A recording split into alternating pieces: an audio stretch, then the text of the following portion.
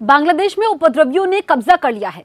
मैं आपको एक ऐसे अमेरिकी ऑफिसर की कहानी बताने जा रही हूं जिस पर शेख हसीना के तख्ता पलट का आरोप लगा है। बांग्लादेश में शेख हसीना की सरकार गिरने के बाद उनके बेटे ने आरोप लगाया कि सरकार गिराने में अमेरिका का भी हाथ हो सकता है। इतना ही नहीं, इस पूरी कहानी में अमेरिकी डिप्लोमेट डोनाल्ड लू का नाम आ रहा है।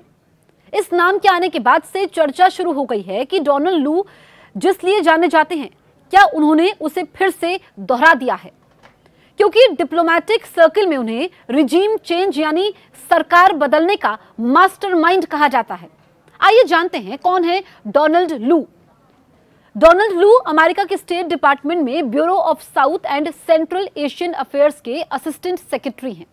साफ शब्दों में कहें तो दक्षिण और सेंट्रल एशिया में अमेरिका की क्या नीतियां होंगी और उसे कैसे लागू किया जाएगा, यह जिम्मा डोनाल्ड लू के ही कंधों पर है। डोनाल्ड लू 15 सितंबर 2021 को यह जिम्मा उनको दिया गया था। इससे पहले वो 2018 से 21 तक किर्गिस्तान में अमेरिका के राजदूत थे, तो 2015 से 2018 तक अल्बानिया में एम्बेसडर थे। लू के पास अमेरिकी सरकार के साथ काम करने का 30 साल से ज्यादा लंबा अनुभव है। उनके डिप्लोमेटिक करियर का ज्यादा वक्त भारत, पाकिस्तान, नेपाल और बांग्लादेश में बीता है।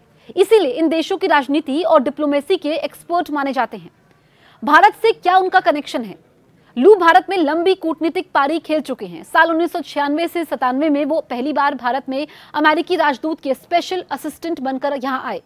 इसके बाद 1997 से 2000 तक यहां पॉलिटिकल ऑफिसर रहे। साल 2009 में उन्हें भारत में अमेरिका का चार्ज द अफेयर्स का जिम्मा सौंपा गया और 2010 में उन्हें भारत में अमेरिकी मिशन का डिप्टी चीफ बना दिया गया। इस पद पर करीब 3 साल रहे। आपको बताएं कि हिंदी, उर्दू जैसी 8 भाषाओं के जानकार हैं डोनाल्ड लू। प्रिंसटन यूनिवर्सिटी से इंटरनेशनल रिलेशन में ग्रेजुएशन और पोस्ट ग्रेजुएशन की पढ़ाई करने वाले डोनाल्ड लू मूल रूप से कैलिफोर्निया के रहने वाले हैं। हिंदी, अंग्रेजी, उर्दू, अल्बानिया, रूसी, अजरबैजानी जैसी 8 भाषाओं के जानकार हैं और ये सब धड़ल्ले से न सिर्फ बोल पाते हैं बल्कि इन भाषाओं को पढ़ भी लेते हैं।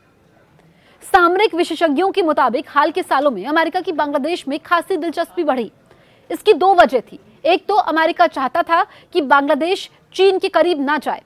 दूसरा, रणनीतिक तौर पर बांग्लादेश की लोकेशन को देखते हुए यहां अपनी एक पोस्ट बनाना चाहता था ताकि भारत, पाकिस्तान और चीन जैसे देशों पर नजर रख पाए। हालांकि शेख हसीना की सरकार ने क्वाड में सीट ऑफर करने के बावजूद ये प्रस्ताव नहीं माना। इसके बाद से अमेरिका एक तरीके से शेख हसीना से चिढ़ा हुआ था। शेख हसीना की सरकार ने जब विपक्षी नेताओं को जेल में डालना शुरू किया और दमनकारी नीतियां अपनाने लगी तो अमेरिका को मौका मिल गया। डेमोक्रेसी के नाम पर शेख हसीना पर दबाव बनाया जाने लगा, लेकिन तब भी बात नहीं बनी। इसके बाद अमेरिका ने कई बड़े कदम उठाए, जैसे बांग्लादेश की रैपिड एक्शन बटालियन आरएबी पर एक्स्ट्रा जुडिशियल किलिंग का आरोप लगाते हुए बैन कर दिया। हसीना से जुड़े कई ताकतवर लोगों पर भी बैन लगाया गया। हालांकि इन सब के बावजूद शेख हसीना की सरकार नहीं झुकी। रणनीतिक विशेषज्ञों के मुताबिक अमेरिका के इशारे पर ही हाल में हुए बांग्लादेश के चुनाव में बीएनपी और दूसरी अपोजिशन पार्टियां शामिल नहीं हुई थी। इसके पीछे मकसद था कि चुनाव में गड़बड़ी का आरोप लगाते हुए शेख हसीना को सरकार नहीं बनाने दिया जाएगा और मनचाही सरकार बन जाएगी। हालांकि शेख हसीना फिर से सत्ता में लौट आई। बांग्लादेश में आम चुनाव से ठीक पहले डोनाल्ड लू वहां गए और हसीना सत्ता में लौटी तब दोबारा दौरे पर गए।